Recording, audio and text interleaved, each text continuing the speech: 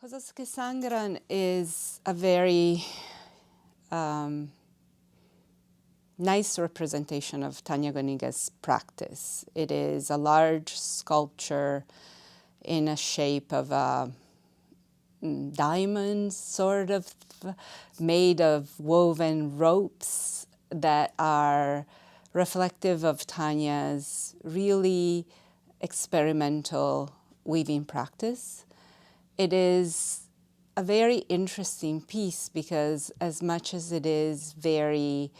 connected and very representative of Tanya's themes and ideas, the idea of womanhood that recurs in many of her pieces, the idea or the challenges of thinking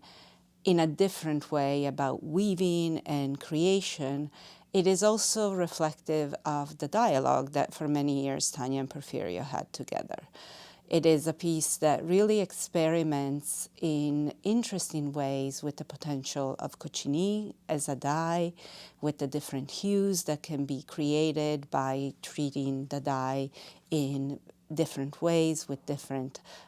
pH in the water, that really create shade that go from a light pink to purple, and is an experiment that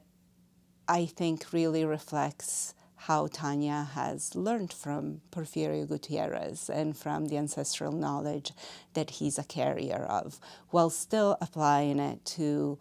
ideas and sculptural forms that are very much part of her narrative. It is a piece that really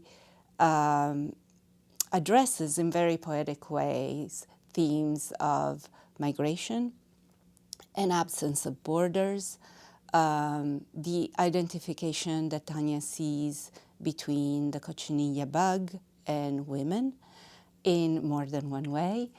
The cochinilla bug that produces the dye is the female, and it is therefore the bug that gets exploited and somehow is the most productive, but it's also the one that gets captured, that gets crushed to produce the dye. And it also bleeds. And in a way, as in many of Tanya's sculpture, Cosas que Sangran is a vagina. And she very explicitly sees this connection between the cochinilla bug and women,